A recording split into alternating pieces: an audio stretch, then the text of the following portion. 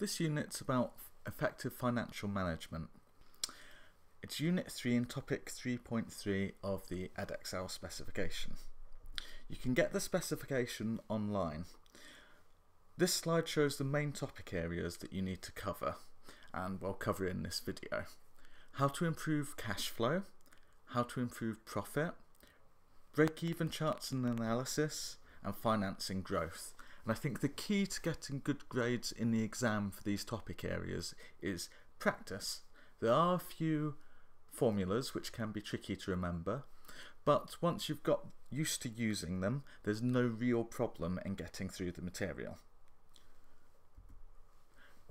Of course, businesses might want to exist for ethical reasons. You think of a company like New Balance. They have ranges that are still manufactured in the UK or in America for sale in those markets. But in reality, those products aren't created and built in the UK for a particular ethical reason other than customers want that. So customers would like a luxury sportswear brand that is produced in a local market. And that means New Balance exists to meet their customer needs profitably. So it's not the fact they might be an ethical company, it's the fact that they exist to meet their customer needs and make a profit while they do it. In the beginning of a business, of course, you need to fund it. You need to put money into the business. Often owners will find that they use their savings to be able to do that. So the example in the video shows a couple, and initially they'll have used probably savings, maybe some money from friends or family. Now, as a business grows, that might not be enough to further expand the business. Or you might have a business plan that shows what you want to do, and you go to a bank to obtain the first funding. When you go to the bank, you have a clear business plan to show where your break-even point is, to show what your market will be, and show that you're going to be successful. Of course, there are downsides to going to a bank and getting a loan. You have to pay that money back. Whereas if you're operating just with your own savings, you're only answerable to yourself. You only have to look after your own money. Using savings might have a problem as well, though. You might not have enough money to start up the business you'd like. Of course, we're talking businesses exist to make profit. So profit is revenue minus costs. We can call that margin, but to increase your profit, you either have to increase the revenue, because the formula's profit is revenue minus costs. So you increase your revenue, increase sales, and that means your profit will increase. Can you do that in all cases? Well, we would like to, but you'll probably have to do something to increase your revenue. You might have to run an advertising campaign, which would then also increase your costs.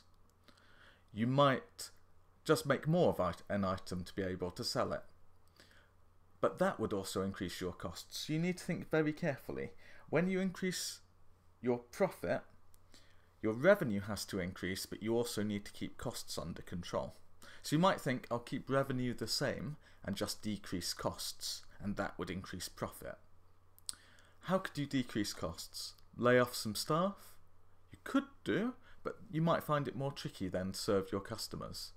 Or you could use cheaper materials. And the example in the video is of a quality product. So if he used a cheaper flour, for example, that might affect the quality of his product, means he no longer meets customer needs, which would affect his revenue. When we're talking about the longer questions, this becomes, it depends.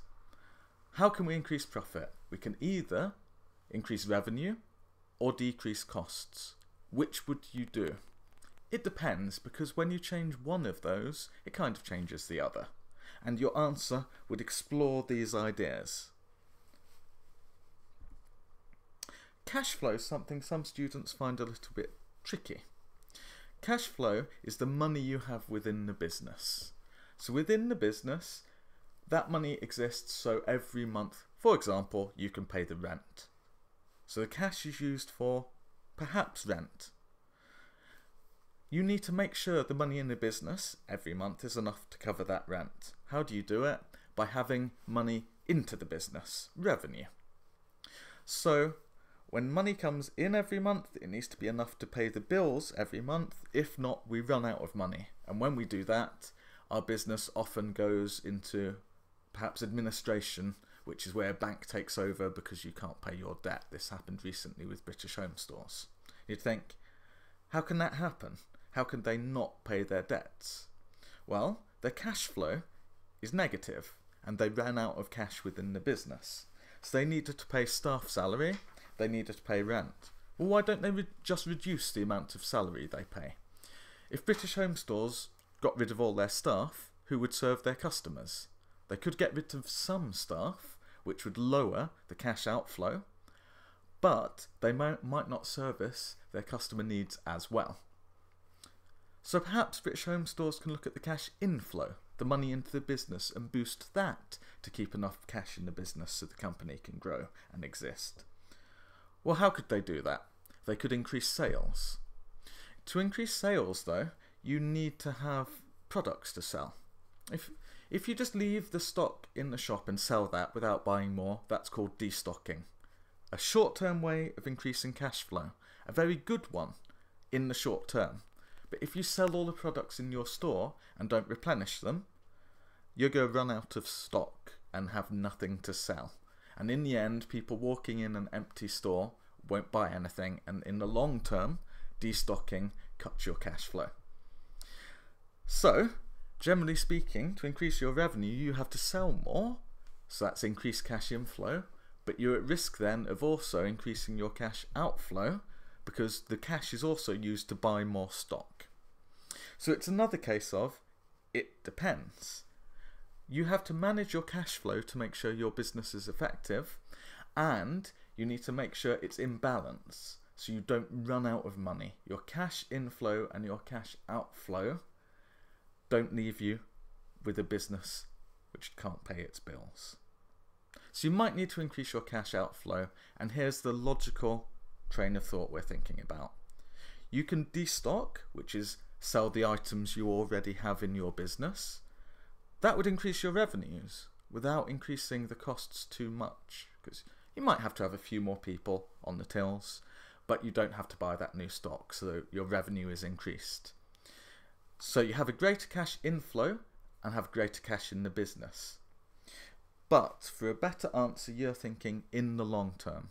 In the long term, increasing cash flow through destocking isn't sustainable because you run out of stock. This can lead you to a longer answer for those 6 mark, 8 mark, 10 mark questions that you'll want to get the high marks on. And of course it logically leads to a conclusion. You'd say it depends. Is destocking a good way to increase cash flow? Well, it depends. It depends how much stock you have in the business. If you have a lot of stock to sell, destocking could be a great way of doing it, and it could solve a cash flow crisis. A very small business, perhaps not so much. It really depends. So talking about break-even. Break-even is the point where our business starts to make a profit. You might use it in a business plan to say how many things do we need to sell in order to make a profit, in order for the business to be viable. Here's the formula. Break-even, and lots of students don't realise this, it's incredibly important. Break-even's measured in units. So it's how many things you're selling. Fixed costs divided by contribution per unit. And we'll talk about contribution per unit in a little while, because it has been known in the exam to be given a graph and you have to work out the break-even point. And you have to remember in this example, when you look down, it's the units that mark the break-even point. To the right of the break-even point, you're selling more, you're in profit. To the left, you're selling less than the break-even point, you're in loss. You have to pay your fixed costs, even if you don't sell anything. So fixed costs within this course are staff salary. It's very difficult to reduce staff salary, so we call it a fixed cost. It's rent. Variable costs, however, are things that change according to the amount of things you make. So in the example, you might be a bakery. So a variable cost can be the amount of flour, the raw materials we use. And within this course, electricity is a variable cost. It varies depending on the hours you're open, on the amount of bread you sell, on the amount of bread you make. So contribution. So if this is the difference between the revenue and the variable cost of each unit sold or made. If we think about it, in the short term, if I'm making bread, it costs me £2 a loaf to make. So by making, we're talking variable costs. The flour, the electricity, £2. So I could price that at, say, £3.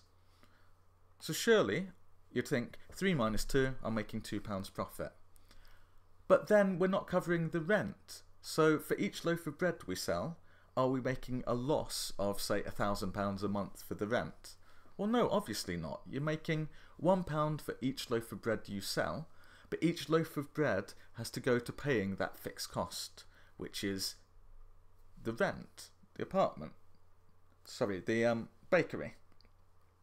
So revenue in the short term has to cover the variable costs, because if not, you'd run out of money pretty quickly. The extra money over and above the variable cost goes towards covering the fixed costs. So, contribution is revenue minus variable costs, but often we deal with contribution per unit. So total contribution is total revenue take away the total variable costs. Contribution per unit is the price per unit take away the variable cost per unit. Here's an example. So you might be selling a widget for £10. The variable costs, the raw materials, the electricity to make that widget is £4. And we have fixed cost per month, staff salary, rent of £10,000. And we sell 3,000 units. And we'd like to calculate our total contribution, our contribution per unit, and our break-even output. And we should be able to do that. So let's look at what we'd do. So our selling price is £10 and we sell 3,000 units. So that gets us a revenue of £30,000. For each thing we sell, each widget, we have variable costs of £4 per unit. So 4 times 3,000 is 12,000. So our variable costs are £12,000. Our contribution, this is per unit, 10 minus 4 is 6, which is 18,000. That has to go to pay our fixed costs. And our fixed cost per every month to pay for that electricity and rent was £10,000. So our contribution is £18,000 per month. Our fixed cost is £10,000. This leaves us with a profit of £8,000 per month. So clearly we're meeting the break even because every month we're making a profit of £8,000.